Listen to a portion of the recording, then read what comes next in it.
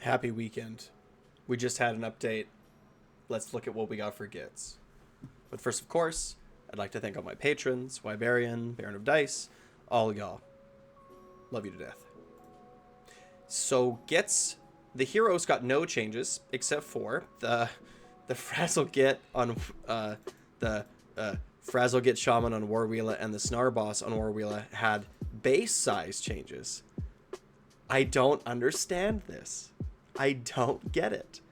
I didn't buy this box because, to be honest, I was cool on the new Git mob, like in that I wasn't that interested. The only unit that I was interested in was the Doom Diver Catapult. And I mean, hold on a sec. Doom Diver Catapult. If I never actually looked this up, but I'm gonna look it up right now. The Doom Diver Catapult on Games Workshop right now is selling for $63 Canadian, which to me is kind of, oh no, sorry, that's Old World. What am I looking at here? The Doom Diver Catapult is this. Yeah, I was gonna say, I thought it was selling for way, oh my god. It's selling for $130 Canadian. What? Are you kidding? This thing's selling for $100.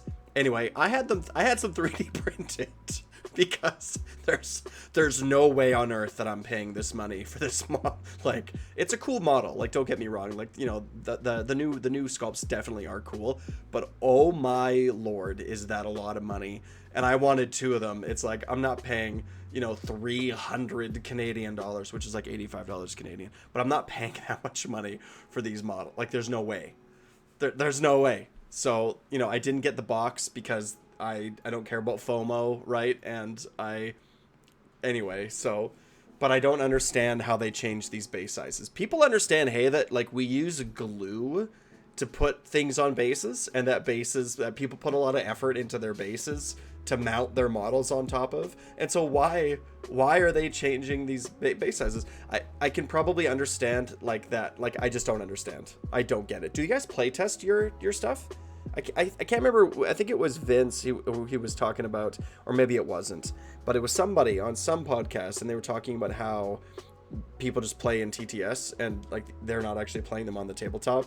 So, or that, and also that this box came with two different sized bases. But again, it's like, if you glued, please let me know in the comments. Let me know in the comments. What do you think about the changes to this base size?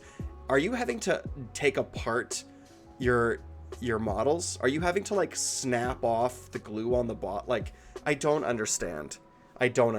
Tell me your story. I really want to know if this change to base size has impacted you, because to be honest with you, I didn't think this was even an option.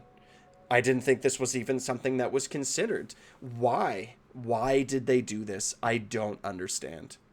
I just don't get it. So please let me know down below if you know why that would be a thing, or if it affected you somehow. Like, I'm deathly curious. Okay, so we saw a big reduction in points for Moon Clan stuff. So we had 20 points for the Loon Smash of Fanatics. This is cool. I like Fanatics. I think they were better in the previous edition, but I just kind of like them. They can deal a butt ton of damage, and they have Strike First, if I'm remembering correctly. Loon Smash of Fanatics. Let's see. Let's just do a double check. Yeah, they have Always Strike First. So that's cool. Like, they die to shooting, but I would say they're like kind of a B tier unit where, you know, if you're just playing games for fun, or if you're a Gitz player and your friend is brand new to the game and you want to bring a fun, you know, list that's not super meta, like I would throw Fanatics into my list. It's cool. Shooters went down 10 points. Stabbers went down 10 points. Spore Splat of Fanatics went down 10 points. So we're just seeing kind of a reduction in these like non-squig Moon Clan units. And then Sneaky Snufflers, which arguably might be one of the most important units for this playstyle, because they don't because they're able to actually give a 5-up ward to Moon Clan units they went down 30 points, which is significant, right? So if this unit is not in combat, this is Sneaky Snufflers. Pick a visible friendly Moon Clan unit wholly within 12 inches to be the target. Wholly within 12 is really tricky if you're talking about reinforced units of Shootas or reinforced units of Stabas. And you roll a die. Of course, you have to roll a die on a 3-up or on a 2-up if the moon is in the right phase, right? Add 1 to the roll if this unit is under the light of the bad moon. This is not right. This is not right. I'm looking at Wikipedia. Right, because it's not if the unit is visible. It has nothing to do with that anymore. So let's just remove that. That's not correct. It's if it's in the right phase, then you get to add +1. So, you know, on a 3-up or a 2-up, if you're being clever with how you're playing, you get to give a 5-up ward. So it's to any Moon Clan unit. So this, you can see right here, right, the relevant keywords.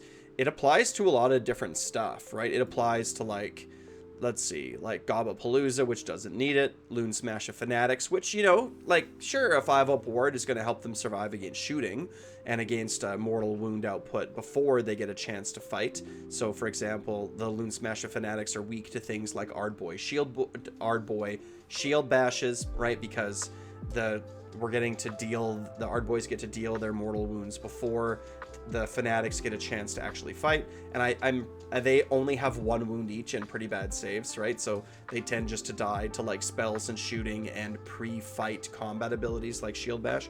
So giving them a 5-up ward is fine. And being wholly within 12 of Fanatics is a lot easier than being wholly within 12 of a reinforced brick of Stabas or Shootas. But it looks like they're trying to make this playstyle work. And maybe with some more points reductions, you will. But to be honest, I don't really know what they're gonna do with this, like, non-Squig Moon Clan playstyle, because I don't think anybody wants to have, like, if you have like 3 reinforced units of Stabas or Shootas or some combination thereof, you know, it's like you're looking at 120 models, so you better be investing in movement trays. But you could do more than that. You can also do it to, like, you know, squigs and other things like this. But the problem is that a lot of them tend to be pretty quick and so hard to keep pace with, you know, and be wholly within 12 with. So I don't know. What do you think of this change? I haven't been playing a ton of Gitz lately, so I don't really have a super strong opinion on if how good this is. My gut tells me that it's not really going to be enough, that the playstyle just, A, is it fun, B, is it strong, and I don't know. Like, with a horde playstyle, if you keep reducing points, you're almost making the problem of the army worse by just having more and more and more models on the table. So, but the other change that I really like, that I really think is good, is that Fellwater Trogoths went down 10 points. I think that Fellwaters were already pretty strong at 190. I think they were already pretty strong and pretty good. So for them to go down an additional 10 points is awesome. All you Trolls players out there, if you're not playing Fellwaters, you should definitely give them a try. Having a squad of 3 run around is phenomenal. They actually deal more damage than Rock Guts. They're not as survivable as Rock Guts, but they deal more damage. They also have that ability where they can, you know, like where they can reduce like saves and stuff like this. So, like, they're fantastic. I think you should definitely give them a try. So overall, interesting changes. I mean, reducing their points. I think Gitz are doing fine right now, but I haven't really played a ton of the new stuff. So, and they did get some changes to their rules. Let's just see here. I think I went too far. I think they're probably above. Let's see. Gloom Spike Gitz. So Scragrot the Loon King. Change Babbling Wand 2. Each time a friendly Moon Clan unit wholly within 12 inches of this unit uses the redeploy command, no command point is spent. So, sorry, one sec. So what it used to be is it was a reaction, and I don't believe that it's a reaction anymore, right? It's a passive now and no longer a reaction. So you declare the redeploy command to a friendly Moon Clan unit wholly within 12. If the unit using the command point is wholly within 12, no command points are spent. So I think they just sort of changed the wording a little bit just to make it a passive, which is fine. They also changed the Snarl boss on War Wheela. They removed the non-hero from the first sentence of the effect of keeping up with the boss. So now you can also do it on heroes, which is good. A nice little change. They changed Snarlfang Riders. They changed the hit characteristic of the Snarlfang Slathering Jaws to 4-up. This was a 3-up before, so now it's a 4-up on par with the rest of the sort of these Snarlfang or these Wolf Rider units, which is fine. They changed the declare step of the King's Adjustment to declare you cannot use this ability and the Bad Moon Loon Shrine's Moon Clan Lair ability in the same turn. If this unit is wholly within 12 inches of a friendly Bad Moon Loon Shrine, pick a friendly non-reinforced, non-hero, non-monster King's Gitz unit that has been destroyed to be the target. That's kind of a nerf and you know, what you gonna do. They also add the following effect to the Moon Hooved Shivs. This unit can be affected by this ability multiple times, and the effects are cumulative. So that's cool. So they cleared that up. That's good. And also, another new thing, in the declare step of the Loon King's Command and right Gitz into right place, they replace it with 18 inches and not wholly within 18 inches. So just some more buffs here, which is good. And who cares? I shouldn't say who cares, but I don't personally really care about Spearhead. I only play Age of Sigmar. I don't know if you guys know this, but like I'm like a big D&D player. I play Magic the Gathering. I'm playing Ashes of Creation, which is an MMO. I also play Age of Sigmar. So I kind of have a rule where I'm only playing like one card game, one tabletop war game, one MMO like at a time. So, you know, friends of mine are like, hey, you should come play 40k. And I'm like, yeah, like cool, like I'll come learn 40k. But I just can't do both. It's too much. I have so much going on.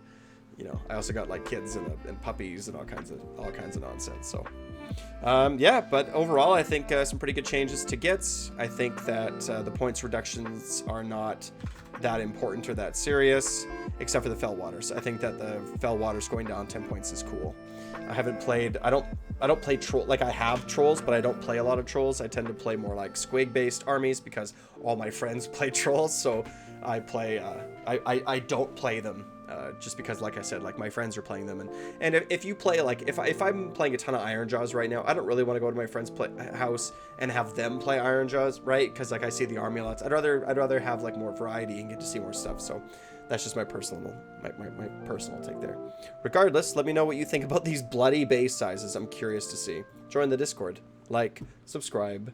Wah.